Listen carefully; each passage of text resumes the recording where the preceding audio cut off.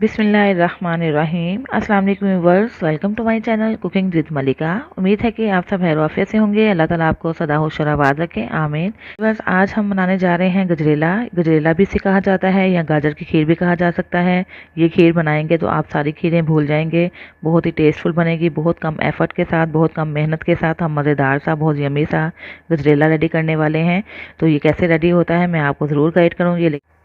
तो viewers, start करने से पहले आपसे हम्बल रिक्वेस्ट है कि मेरी वीडियो को लाइक किया करें, शेयर किया करें और अगर आप चैनल पर नए हैं तो चैनल सब्सक्राइब करके बेल आइकन प्रेस करें ताकि आपको मेरी नई नई वीडियो की नोटिफिकेशन मिल सके जो फ्री ऑफ कॉस्ट है। ये व्यूअर्स, देखते हैं कि गजरेला या गाजर की खीर कैसे रेडी होगी। इसके लिए हमें किन किन चीज़ों की ज़रूरत पड़ेगी। यहाँ पे मेरे पास है 1 कप चावल।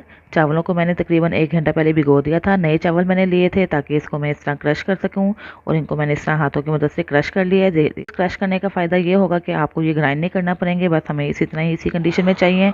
इसके अलावा मैंने ले लिए हैं हाफ़ केजी ले ली है गाजर। इसको मैंने ग्रेट कर लिया। पहले इसको मैंने छीला था, धो लिया। धोने के बाद इसको मैंने ग्रेट कर लिया। उस गजरेला बनाने के लिए कुछ हमें नट्स भी चाहिए होंगे। जैसा कि आप जानते हैं डेजर्ट है तो डेजर्ट में नट्स ना हो तो उसका टेस्ट ही नहीं आता। ये देखें, जैसे मैंने ले लिए हैं बादाम। बादाम तकरीबन 2 टेबल स्पून हैं। अगर तादाद में गिने जाएँ तो 15 से 20 बनेंगे। साथ ही मैंने ले ली है किशमिश, जिसको धो दिया, धो के रख लिया मैंने अपने पास।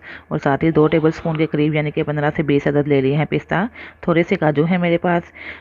तो अब मैंने ले ली यहाँ पे 3/4 कप शुगर भी आप अपने टेस्ट के अकॉर्डिंग कम या ज़्यादा कर सकते हैं। और साथ ही मैंने 1 कप ले लिया है क्रीम आप फ्रेश भी ले सकते हैं यानी कि दूध की मलाई भी ले सकते हैं इस मकसद के लिए। और इसके जगह पे अगर आप कंडेंस मिल्क यूज़ करना चाहते हैं तो वो भी यूज़ कर सकते हैं।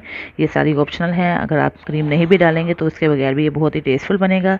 तो चलिए देखते हैं कि मज़ेदार सी रेसिपी कैसे रेडी होती है। तो ये बस बर्तन मैंने रख दिया है फ्लेम पे। इसमें मैं 2 लीटर दूध ऐड कर रही हूँ। फुल फैट मिल्क है ये।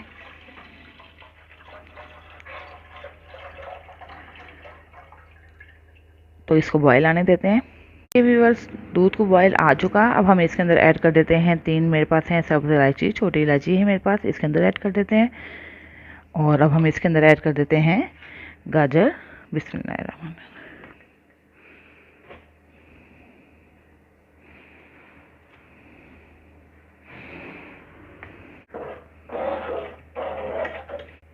तो व्यूअर्स, अब हम इसके अंदर ऐड कर देते हैं चावल जो हमने क्रश कर लिए हुए हैं हाथों की मदद से। इसको भी इसके अंदर ऐड कर देते हैं और अब हमने इसको पकाना है। तो देखिए व्यूअर्स, हमने चावल और गाजर तो इसके अंदर ऐड कर दिए हैं। अब यहाँ पे काम आता है पकाने का। जितना अच्छा इसको हम कुक करेंगे उतना ही अच्छा फ्लेवर आएगा। जितना ज़्यादा दूध गाढ़ा होगा उतना ही ज़्यादा हमारा मज़ेदार सा गजरेला रेडी होगा।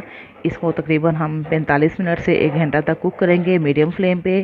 साथ ही साथ स्पून भी स्टर करते जाएंगे। और यहाँ पे साइड पे जो मलाई आती है ये भी हम इसके अंदर ऐड करते जाएंगे। और इसके अलावा हमने इसको थिक करना है। थिक करने के बाद इसके अंदर क्या क्या चीज़ें ऐड करनी है ये जानने के लिए आपको वीडियो को वॉच करना होगा। तो लीजिए व्यूअर्स, 1 घंटा गुजर चुका है। दरमियान में हम स्पून भी स्टर करते रहे हैं तकरीबन 5-5, 6-6 मिनट के वक्फे के बाद। और इस तरह ये इस कंडीशन में आ चुका हुआ है। अब यहाँ पे एक स्टेप करना बहुत ज़रूरी है जिससे बिल्कुल बाजार जैसा, बिल्कुल देग जैसा गजरेला रेडी होगा। वो ये कि हम इसके अंदर यहाँ पे इस स्टेज पे आके 1 लीटर दूध और ऐड करेंगे। बिस्मिल्लाह।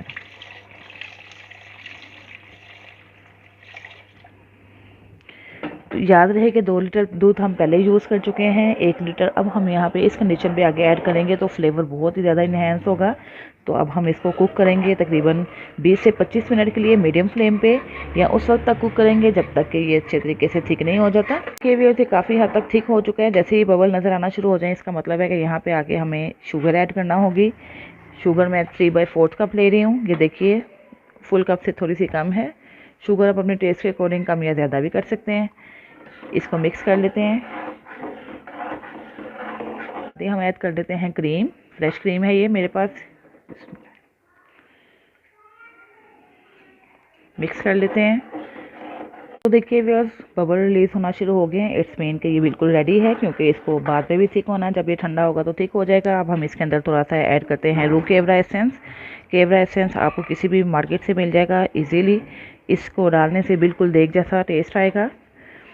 और अब हम इसके अंदर ऐड कर देते हैं ड्राई फ्रूट्स।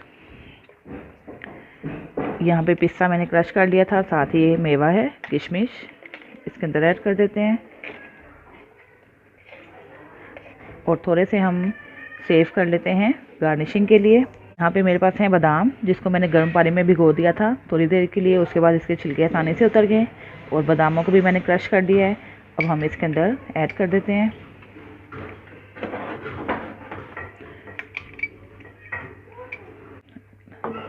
तो ये सारी चीज़ों को मिक्स करने के बाद अब हम चलते हैं इसको डिश आउट करने के लिए। फ्लेम में बंद कर देती हूँ। तो देखिए व्यूअर्स, वक्त आ गया है मज़ेदार सी खीर को डिश आउट करने का। गजरेला जो हम बना चुके हैं बहुत आसानी के साथ, बहुत मज़ेदार सा।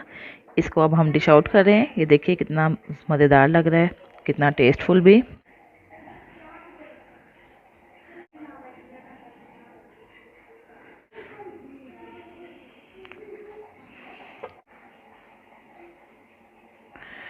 तो व्यूअर्स, अब हम करते हैं गार्निशिंग आप अपने टेस्ट के अकॉर्डिंग जिस तरह भी करना चाहते हैं कर सकते हैं। तो चलिए व्यूअर्स, अब हम करते हैं पिस्ता की गार्निशिंग। पहले हमने बादाम को सारा स्प्रेड कर लिया।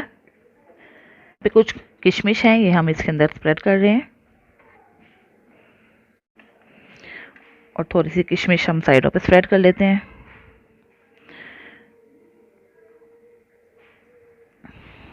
ये भी उस मज़ेदार सा गजरेला रेडी हो चुका है। जल्दी से किचन में जाइए, बनाइए और खूब इंजॉय कीजिए। उम्मीद है कि आपको मेरी रेसिपी पसंद आई होगी। ज़रूर ट्राई कीजिएगा और फीडबैक भी दीजिएगा कि आपको मेरी रेसिपी कैसी लगी। इसके साथ ही इजाज़त चाहती हूँ, फिर हाजिर होंगी एक नई वीडियो के साथ। अपना बहुत सा ख्याल रखिएगा, मुझे भी दुआओं में याद रखिएगा। अल्लाह हाफिज़।